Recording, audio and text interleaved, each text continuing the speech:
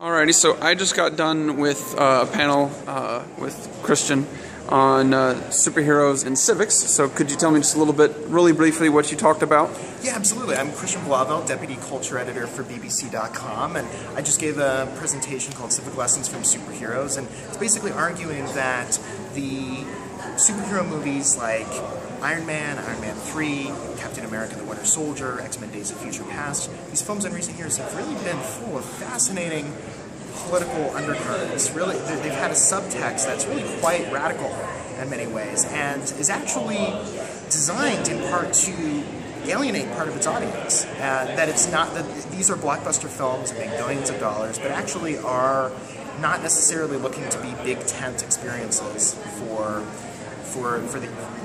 the audience. And these are films that have allegorized the gay rights movement, have allegorized American intervention in the Muslim world, have been critical of the military-industrial complex, have had some really challenging notions that are to some extent in the original comic books, but actually in many ways I think go even further. And a lot of times you think when you adapt material, when you adapt a book or a comic book even, that something might get lost when you're turning it into a blockbuster film, that it might be watered down or homogenized. Actually, that's not the case here. These films have gone even further in many ways.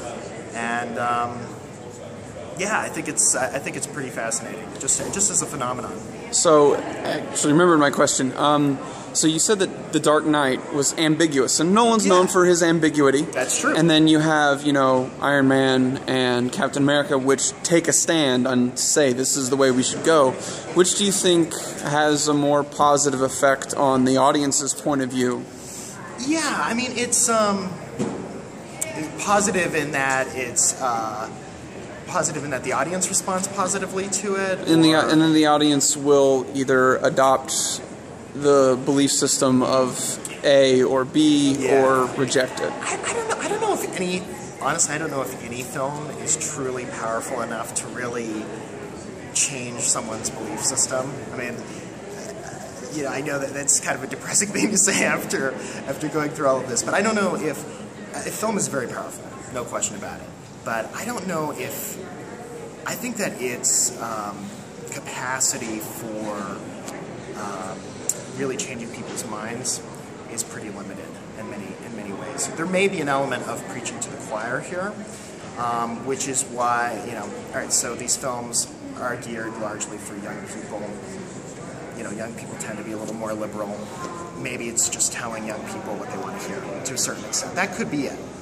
And that is, definitely, even that, though, is a real change from blockbusters of old that really want to go after everybody,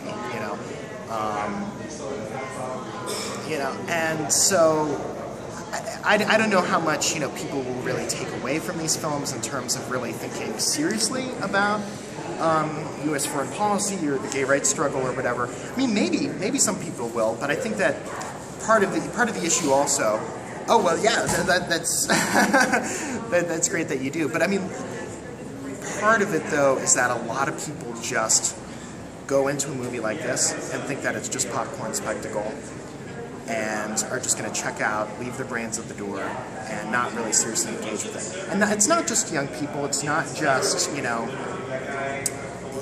average moviegoers. I think it's something that even major film critics and entertainment journalists just kind of check out a lot of times and don't really substantively engage with the material on these films. So in that sense, I'm kind of criticizing just the audience for these movies, but and some of the journalists who cover it. But because I think there is a lot there. I think if you are willing to think that these movies have intellectual possibilities, that they are full of ideas, then yeah, there's a lot that you can really engage with. But I don't really know if it's going to necessarily change people's minds. And to kind of follow up the question that I asked in there about science's portrayal, again, obviously we have these fantastical things, and we know they're fantastical things, and I love science, and I'm cool with that. I'm willing to check my skepticism at the door. But when they portray things that are clearly not true, like the element statement that Clark's father makes in Man of Steel, you can easily fix those things and make a more accurate portrayal, but still have him flying around and throwing punches and all those kinds of wonderful things that we remember Superman doing. So, do you think that could be something that would be better that what Hollywood do is? Oh yeah, of course. And Man of Steel is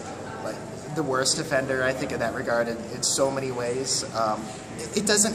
There's a moment there where a character's like, "Well, I'm just checking the RSS feeds," or and like the way that she is talking about it, it's like clearly the people who've written this movie have no idea what RSS feeds even are. And there's a lot in that film that's really... I mean, you'll notice that I didn't really include Man of Steel in this discussion because I just don't think there's actually that much there. I mean, I'm not saying that believe me, I'm not saying that every comic book movie that comes out is going to be full of provocative content. I don't really think Man of Steel is, to be honest. But yeah, what you're asking for is basically better writing, and I agree. I wish Man of Steel had better writing. Well, I use that as an example, but you know, yeah. Days of Future Past had it in there with some like quantum woo, things like that. Yeah. And I know there's the Science Entertainment Exchange where they try and do a better job with that, but obviously there's still work to be done. But then we had Interstellar, which had an executive producer is a renowned physicist on relativity, which was a scientific theory that's integrated into the story, which was amazing. Yeah, absolutely. I mean, I don't think that you ever need to be too literal in making movies. I think that poetic license, artistic license, trumps, a literal presentation every time.